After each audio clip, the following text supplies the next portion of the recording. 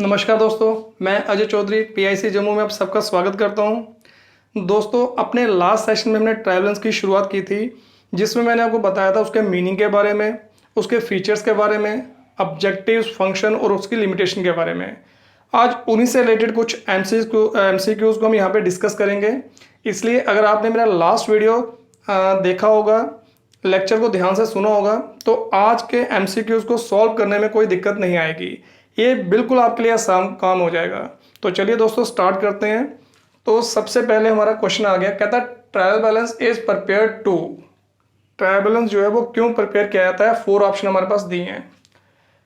Check arithmetical corrections of ledger accounts, B ascertain profit और loss, C check errors of principle and D ascertain financial position. अब हमें बताना है इन 4 option में से हमारी अप्रोप्रिएट ऑप्शन क्या है कि ट्रायल बैलेंस जो है वो किस लिए प्रिपेयर किया जाता है। तो ऑलरेडी मैं आपको बता चुका हूं कि अपने अकाउंट्स की अर्थमेटिकल एक्यूरेसी को चेक करने के लिए, अर्थमेटिकल करेक्टनेस को चेक करने के लिए ही हम ट्रायल बैलेंस जो है प्रिपेयर करते हैं। इसको हम प्रॉफिट या लॉस फाइंड आउट करने के लिए प्रिपेयर नहीं करते। तो बी हमारी ऑप्शन नहीं है। ना यहाँ पे जो है एरर्स ऑफ प्रिंसिपल इसके जरिए आइडेंटिफाई होती हैं। तो एरर ऑफ प्रिंसिपल क्या होती हैं कि जो भी हमारे रूल्स हैं, अकाउंटिंग स्टैंडर्ड है, ये हमारे जो अकाउंटिंग प्रिंसिपल्स हैं, अगर उनको अप्लाई करने में हम गलती कर जाते हैं तो उसकी आइडेंटिफिकेशन, उसका पता ट्रायल बैलेंस के जरिए नहीं लगता। तो इसलिए ये भी हमारी ऑप्शन नहीं है। और ना ये फाइनेंशियल पोजीशन चेक करने के लिए हम प्रिपेयर करते हैं। तो that means arithmetical accuracy check करने के लिए इसको हम प्रिपेयर करते हैं। इसलिए हमारा जो राइट आंसर है वो है A part, check arithmetical correction of ledger account. ठीक है, नेक्स्ट कहता which of the following is not function of trial balance. अब हमें बताना है कि 4 ऑप्शन है, इसमें से कौन सी ऑप्शन हमारे यहाँ पे ट्रायल बैलेंस का फंक्शन नहीं है। 4 ऑप्शन पढ़ लेते हैं। To help prepare final accounts, to help in locating arithmetical inaccuracies, locating error in casting the subsidiary books, and fourth one is to locate the omission of an entry in primary books. तो हमें बताना है कि इसमें यहाँ पे trial balance का function कौन सा नहीं है। अब देखो, ट्रायल बैलेंस जो है ये हमें फाइनल अकाउंट बनाने में हेल्प करते हैं। यानी कि ट्रायल बैलेंस की मदद से हम यहाँ पे जो है फाइनल अकाउंट फाइनेंशियल स्टेटमेंट को कहते हैं, जिसमें ट्रेडिंग प्रॉफिट लॉस अकाउंट और बैलेंस शीट बनती है। तो ट्रायल बैलेंस की मदद से ही यहाँ पे जो है हम फाइनल अकाउंट प्रिपेयर करते हैं। तो ये उसका फंक्शन है। ठीक है, इसके अलावा अर्थमेटिकल जो इनएक्यूरेसीज हैं हमारी बुक्स के अंदर, उसको आइडेंटिफाई करने के लिए भी हम ट्रायल बैलेंस का यूज करते हैं। तो ये भी उसका मेन फंक्शन है, to help in locating arithmetical inaccuracies. ठीक है, नेक्स्ट जो सब्सिडरी बुक्स की कास्टिंग से रिलेटेड एरर्स है उसको लोकेट करने के लिए इसका इस्तेमाल करते हैं। बिल्कुल करते हैं। कास्टिंग का मतलब मैंने आपको बताया था कि जो भी हम यहाँ पे ट्रांजैक्शन हम रिकॉर्ड करते हैं उनके अमाउंट को टोटल करने को हम बोलते हैं कास्टिंग। तो जब सब्सिडरी बुक्स में हम ट्रांजैक्शन रिकॉर्ड करते हैं, बाद में उनको हम टोटल करते हैं, उसमें कोई एरर तो नहीं है, इसको लोकेट करने के लिए ट्रायल बैलेंस का इस्तेमाल किया जाता है। तो ये भी ट्रायल बैलेंस का एक फंक्शन है। इसके अलावा लास्ट है to locate the omission of an entry in primary books. तो प्राइमरी बुक्स में अगर हम कोई एंट्री डालना भूल जाते हैं, जिसको बोलते हैं ओमिशन, एरर ऑफ ओमिशन, इसका पता ट्रायल बैलेंस के जरिए नहीं लगता।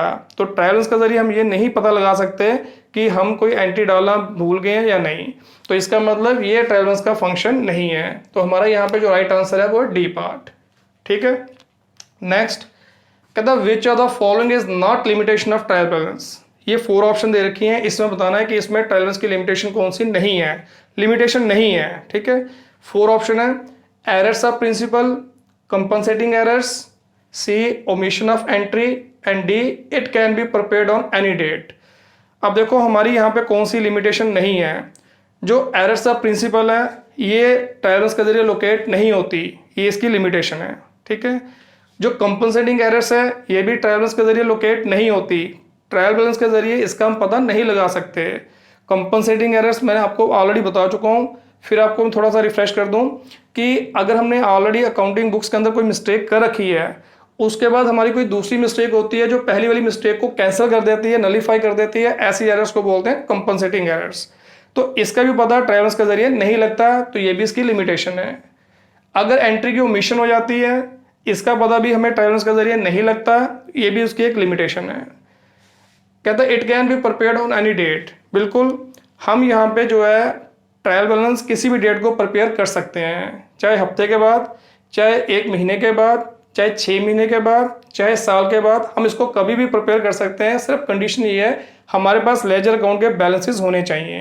तो इसका मतलब ट्रायल बैलेंस हम कभी भी प्रिपेयर कर सकते हैं, तो ये इसकी लिमिटेशन नहीं है। तो हमें यही बताना है कि इसमें कौन सी लिमिटेशन नहीं है। तो हमारा जो करेक्ट आंसर है वो डी पार्ट। ठीक है, नेक्स्ट कहता है trial balance is not part of. Trial balance जो है वो किसका पार्ट नहीं है? 4 ऑप्शन में दे रखी है। Single entry system, system to check arithmetical accuracy of accounting books, C double entry system, and D none of this. हमें बताना है कि इसमें ट्रायल बैलेंस किसका पार्ट नहीं है। अब देखो सिंगल एंट्री सिस्टम हमें पहली ऑप्शन दे रखी है। सिंगल एंट्री सिस्टम जो है ये आधा अधूरा सिस्टम होता है अकाउंटिंग रिकॉर्ड मेंटेन करने का। ऑलरेडी हम प्रीवियस लेक्चर में डिस्कस कर चुके हैं। मैंने आपको बताया था कि 2 टाइप के सिस्टम होते हैं जिसको यूज करके अकाउंटिंग रिकॉर्ड हम मेंटेन करते हैं, सिंगल एंट्री और double entry. Single entry system आधा अधूरा सिस्टम होता है। इसमें हम यहाँ पे ट्रांजैक्शन के एक एक्सपेक्ट को रिकॉर्ड करते हैं, एक को छोड़ देते हैं। या कुछ ट्रांजैक्शन ऐसी होती है जिसके दोनों एक्सपेक्ट को रिकॉर्ड करते हैं, कुछ ट्रांजैक्शन ऐसी होती हैं जिसको हम रिकॉर्ड ही नहीं करते। तो ये आधा अधूरा सिस्टम है। इस सिस्टम को यूज करके हम ट्रायल बैलेंस बना ही नहीं सकते। ठीक है, तो यानी कि सिंगल एंट्री सिस्टम में ट्रायल बैलेंस बनता ही नहीं है, तो उसका पार्ट होना ना होने का यहाँ पे क्वेश्चन ही नहीं है। तो इसलिए ये हमारी ऑप्शन नहीं हो सकती। ठीक है, दूसरा ट्रायल बैलेंस जो है ये एक ऐसा सिस्टम है जिसको यूज करके हम अर्थमेटिकल एक्यूरेसी को चेक करते हैं। तो यानी कि अर्थमेटिकल एक्यूरेसी को चेक करने के सिस्टम का ये पार्ट है। ठीक है, बट हमें बताना कौन सा पार्ट नहीं है। Trial balance is not part of, यानी कि ये भी हमारी ऑप्शन नहीं है। सी डबल एंट्री सिस्टम, मैंने आपको बता रखा है कि जो ट्रायल बैलेंस है ये डबल एंट्री सिस्टम का पार्ट नहीं है, ये डबल एंट्री सिस्टम का रिजल्ट है। ठीक है, यानी कि जो हमारा डबल एंट्री सिस्टम का प्रोसीजर है उसमें हम ट्रांजैक्शन को रिकॉर्ड करते हैं, उसके लिए जर्नल या सब्सिडरी बुक्स बनाते हैं, फिर उसकी क्लासिफिकेशन करते हैं जिसके लिए लेजर बनाते हैं, उसके बाद उसकी समरी प्रिपेयर करते हैं, इसमें फाइनेंशियल स्टेटमेंट बनती हैं। तो ट्रायल बैलेंस जो है इनमें से किसी में यहाँ पे फिट नहीं होता, सिर्फ यहाँ पे ये समरी प्रिपेयर करने में हमें हेल्प करता है। तो यानी कि ये क्लासिफिकेशन और समराइजिंग का जो प्रोसेस है उसमें कड़ी का काम करता है, ये उसका पार्ट नहीं है, ये डबल एंट्री सिस्टम का रिजल्ट है। ठीक है, रिजल्ट जरूर है कि डबल एंट्री सिस्टम के कारण ही हम यहाँ पे जो है ट्रायल बैलेंस प्रिपेयर कर पाते हैं, क्योंकि डबल एंट्री सिस्टम में हम यहाँ पे ट्रांजैक्शन के दोनों एक्सपेक्ट को रिकॉर्ड करते हैं, इसलिए दोनों एक्सपेक्ट के इफेक्ट को हम यहाँ पे जो है चेक करके हम यहाँ पे ये पता लगा सकते हैं कि हमारी बुक्स में अर्थमेटिकल इनएक्यूरेसी तो नहीं है। तो हम ये कह सकते हैं कि जो ट्रायल बैलेंस है वो डबल एंट्री सिस्टम का पार्ट नहीं है। तो इसलिए हमारे यहाँ पे जो राइट आंसर है वो है सी पार्ट। तो डी नन ऑफ दीज तो हो नहीं सकता। ठीक है, तो याद रखना trial balance double entry system का पार्ट नहीं है, ये उसका रिजल्ट है, यानी कि डबल एंट्री सिस्टम के कारण ही ट्रायल बैलेंस प्रिपेयर करना पॉसिबल है, बट ये उसके यहाँ पे एक प्रोसेस का हिस्सा नहीं है। ये एक तरह का वर्किंग पेपर होता है, एक टाइप की मेमोरेंडम स्टेटमेंट होती है, जो हम यहाँ पे सिर्फ कुछ इन्फॉर्मेशन जो है अकाउंटेंट को पास ऑन करने के लिए प्रिपेयर करते हैं, ताकि वो आगे यहाँ पे जो अकाउंटिंग रिकॉर्ड की समरी प्रिपेयर कर सके। ठीक है, नेक्स्ट कहता है trial balance is, trial balance क्या है? 4 ऑप्शन में दे रखी है। A statement, an account, C a summary, D type of voucher. अब बताना है कि इसमें से ट्रायल बैलेंस हमारा क्या है। अब देखो यहाँ पे जो ट्रायल बैलेंस है ये वॉचर की टाइप तो है नहीं। वॉचर का मतलब हो गया सोर्स डॉक्यूमेंट, ओरिजिनल डॉक्यूमेंट जो हमारा यहाँ पे प्रूफ होता है ट्रांजैक्शन का, जिसको यूज करके हम बुक में ट्रांजैक्शन रिकॉर्ड करते हैं। तो ये तो स्टार्टिंग में आता है, जबकि ट्रायल बैलेंस तो हमारा बनता ही क्लासिफिकेशन के बाद है, इसलिए यहाँ पे जो है टाइप ऑफ वॉचर नहीं है। दूसरा, क्या ये समरी है? ट्रायल बैलेंस जो है ये समरी बनाने में, हमारे अकाउंटिंग रिकॉर्ड की समरी प्रिपेयर करने में हमारी हेल्प करता है। ठीक है ना, और समरी जो है फाइनेंशियल स्टेटमेंट के रूप में हमारे सामने आती है, तो इसलिए यहाँ पे जो है ये समरी भी नहीं है, ये समरी को प्रिपेयर करने का यहाँ पे जो है एक हिस्सा है। ठीक है ना, ये अकाउंट है, दैट मीन्स ट्रायल बैलेंस क्या है? Trial balance is a statement, तो right answer is A part. ठीक है, नेक्स्ट कहता है ट्रायल बैलेंस शोज, क्या शो करता है? Only debit balance, B both debit and credit balance, C only credit balance, D either debit और credit balance. अब ट्रायल बैलेंस क्या शो करता है? अब देखो जब भी हम ट्रायल बैलेंस बनाते हैं इसमें हम यहाँ पे लेजर और कैश बुक के डेबिट और क्रेडिट बैलेंसेस दोनों को यूज करके ट्रायल बैलेंस प्रिपेयर करते हैं। इसलिए यहाँ पे ये सभी अकाउंट्स और कैश बुक के डेबिट और क्रेडिट बैलेंस जो है वो शो करता है। तो हमारा यहाँ पे जो राइट आंसर है वो क्या है, B part, both debit and credit balance. इसमें खाली डेबिट बैलेंस शो नहीं होते या क्रेडिट बैलेंस शो नहीं होते या अपनी मर्जी से कोई बैलेंस शो नहीं करते, इसमें दोनों टाइप के बैलेंस हम यहाँ पे जो है शो करते हैं। ठीक है, नेक्स्ट कहता है trial balance is a list of, trial balance जो है वो लिस्ट है किसकी, balances of ledger account, balances of cash book, C debtors, D balances of ledger account and cash book. अब ट्रायल बैलेंस जो है लिस्ट है, लिस्ट किसकी है, जो भी हमारे यहाँ पे लेजर अकाउंट और कैश बुक के जो बैलेंसेज है ये उसकी लिस्ट होती है। तो इसका मतलब यहाँ पे हमारा राइट आंसर क्या है, डी पार्ट। ये खाली लेजर अकाउंट के बैलेंसेज की लिस्ट नहीं है या कैश बुक के बैलेंसेज की लिस्ट नहीं है, ना ये डेटर्स की लिस्ट है। ये लेजर अकाउंट और कैश बुक के जो बैलेंसेज हैं, चाहे वो डेबिट है चाहे क्रेडिट बैलेंस है, ये उसकी एक कंप्लीट लिस्ट है।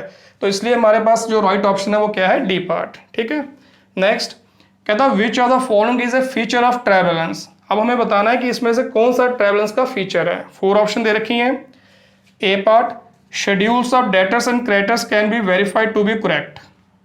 कहता है यहाँ पे इसके जरिए हम डेटर्स और क्रेडिटर्स के शेड्यूल को वेरीफाई कर सकते हैं कि वो करेक्ट है कि नहीं है। क्या ये फीचर है। It is not result of double entry system, ये डबल एंट्री सिस्टम का रिजल्ट नहीं है। क्या ये फीचर है। It serve as an evidence in court, ये कोर्ट में यहाँ पे एविडेंस के रूप में यहाँ पे जो है पेश किया जा सकता है। क्या ये फीचर है। इट डिस्क्लोज ऑल एरर्स, क्या ये फीचर है। अब देखो यहाँ पे अब चारों ऑप्शन हमारे पास हैं, इसमें से बताना है कि इसमें इसका कौन सा फीचर है। ट्रायल बैलेंस जो है ये सारी एरर्स को डिस्क्लोज नहीं करता, सिर्फ ये अर्थमेटिकल इनएक्यूरेसी को ही डिस्क्लोज करता है।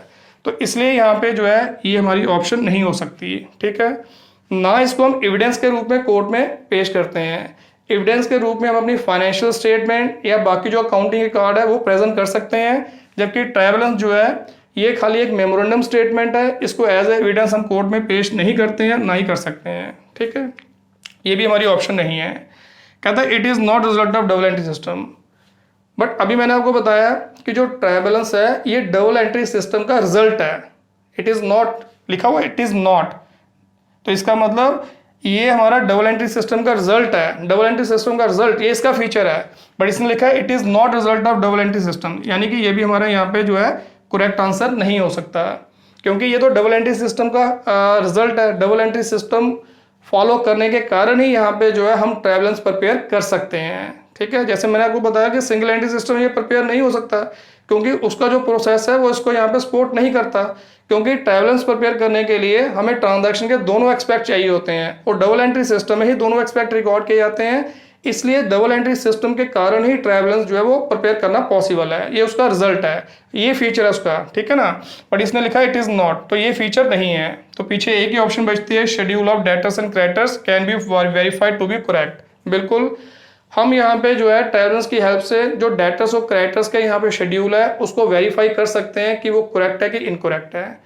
जैसे कि आपको मैं बता चुका हूँ, schedule of debtors and creditors का मतलब हो गया कि जो डेटर्स और क्रेडिटर्स की लिस्ट है, क्योंकि मैंने आपको बताया था कि हमारे डेटर्स जो हैं वो कई सारे हो सकते हैं, क्रेडिटर्स कई सारे हो सकते हैं।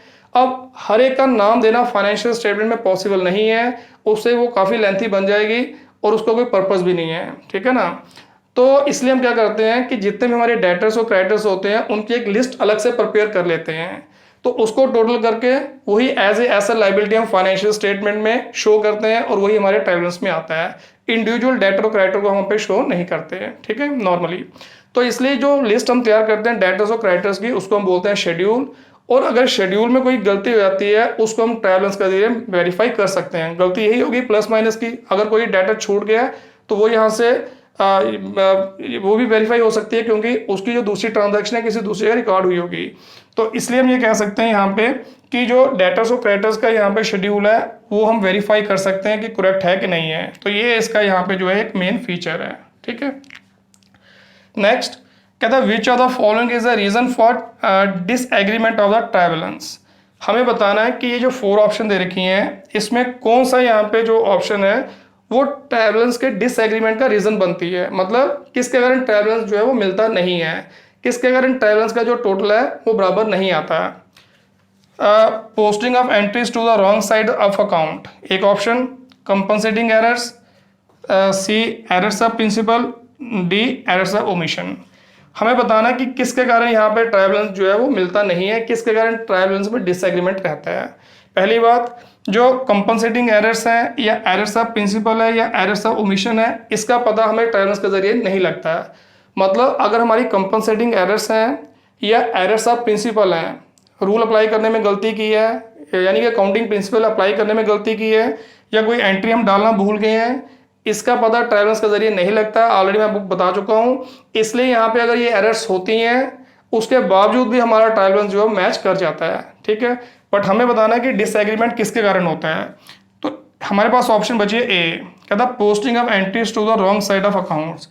अगर हम एंट्रीज की पोस्टिंग करते हुए उसको यहाँ पे जो है अकाउंट की रॉन्ग साइड में डालते हैं, यानी कि जो डेबिट साइड डालनी चाहिए थी पोस्टिंग करते हुए वो एंट्री अगर हम क्रेडिट साइड डाल देते हैं, उसके कारण हमारे यहाँ पे ट्रायल बैलेंस मैच नहीं करेगा। तो इनमें से यहाँ पे जो राइट ऑप्शन है वो है ए पार्ट, ठीक है, क्लियर है। बाकी यहाँ पे कंपनसेटिंग एरर्स, प्रिंसिपल एरर्स और एरर्स ऑफ ओमिशन हम यहाँ पे ट्रायल बैलेंस के लिए लोकेट नहीं कर सकते। तो इसका मतलब यही निकलता है कि इन एरर्स के बावजूद भी हमारा ट्रायल बैलेंस जो है वो मैच कर जाता है, ठीक है। तो दोस्तों ये थे कुछ हमारे MCQs ट्रायल बैलेंस से रिलेटेड।